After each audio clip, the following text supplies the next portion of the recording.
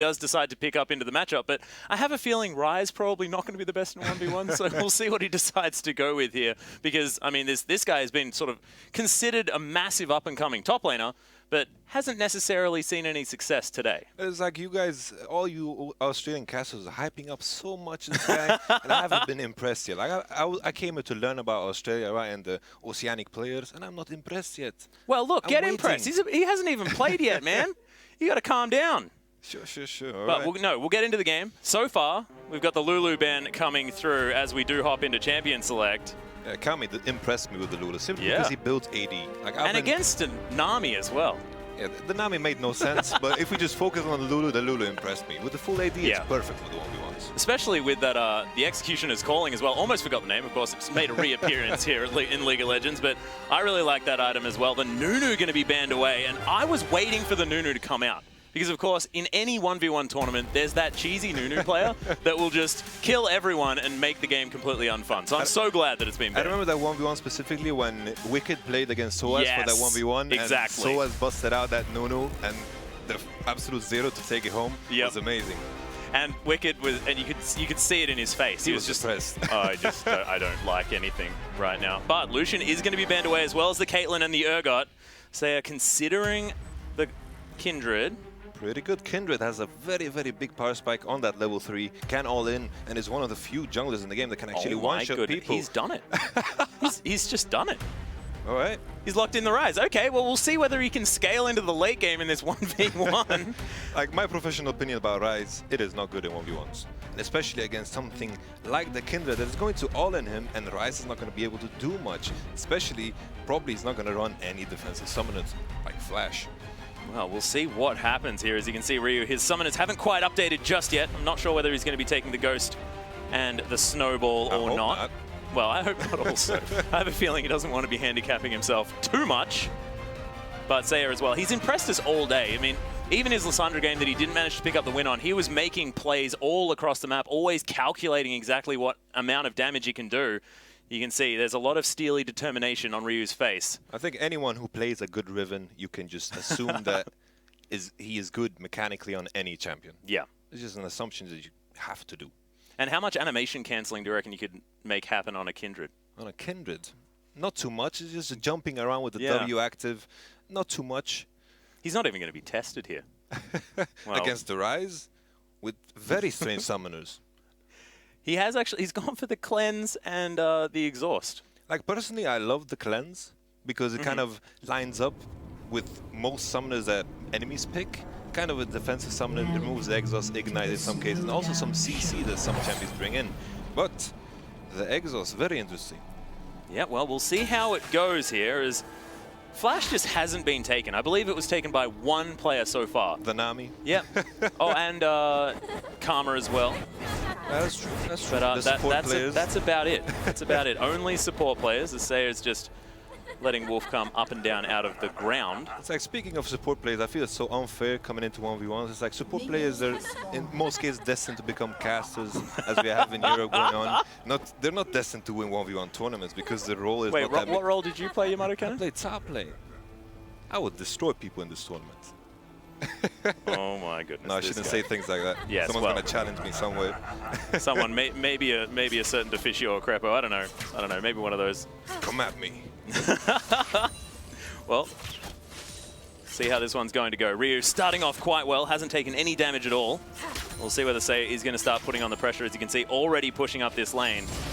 The real difficulty, though, with the Kindred is the fact that she just has so much sustain. That's true, that's true. It's like my biggest difficulty with any champion that cannot buy Torrent's Blade on level 1 usually has like a bad time in 1v1s. Like Rise, sure, on some AP mids you can start the Torrent's Blade. I'm thinking LeBlanc, I'm thinking Orianna, but Rise, it just doesn't fit because its auto-attack animation is not the best in the game.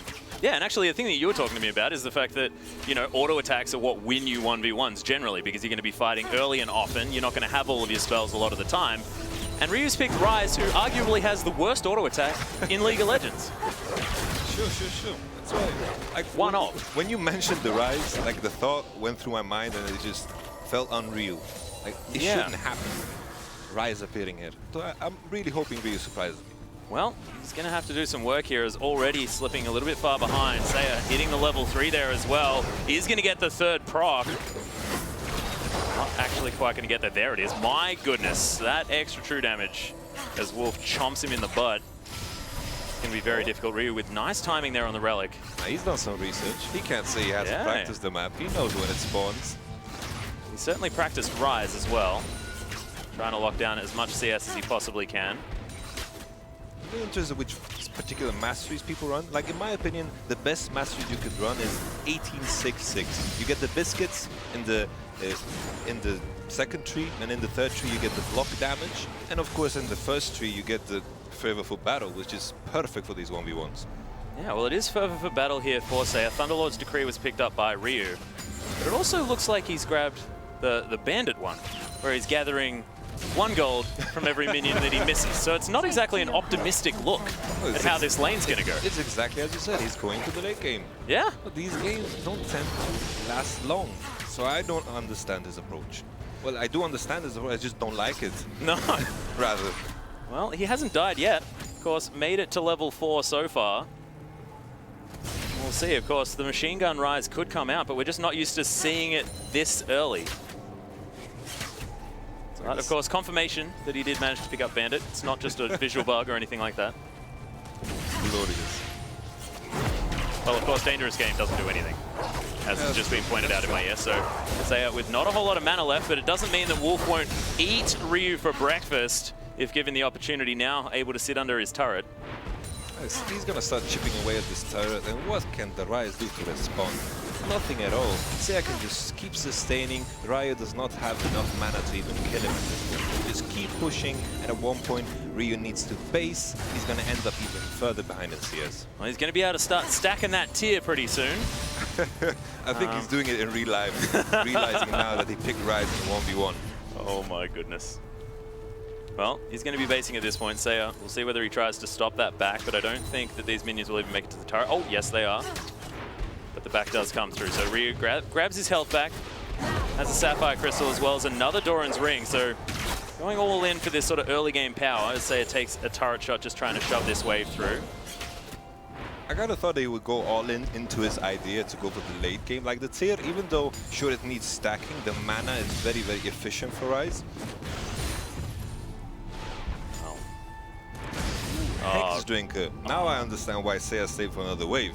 It makes sense now. I was thinking he's just going to base at the moment to make sure that he misses at the minimum amount of CS, but now he just stayed and got the Hex Drinker.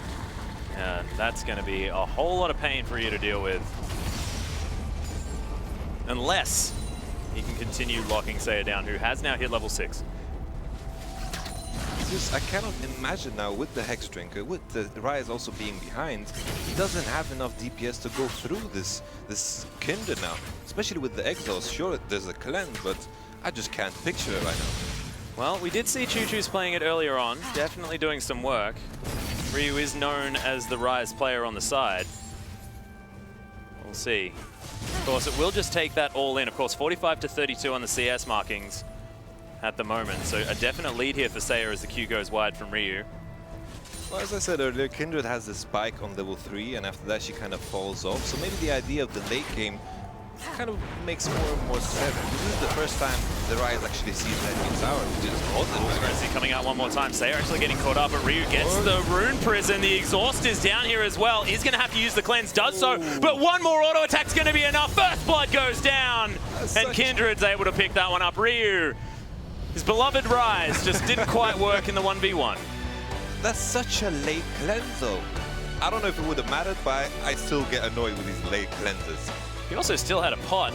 Could have been spamming that potion button a little bit faster as well, go through all of them. But I think the initial mistake is picking Ryze to begin with. You have to agree with me, right?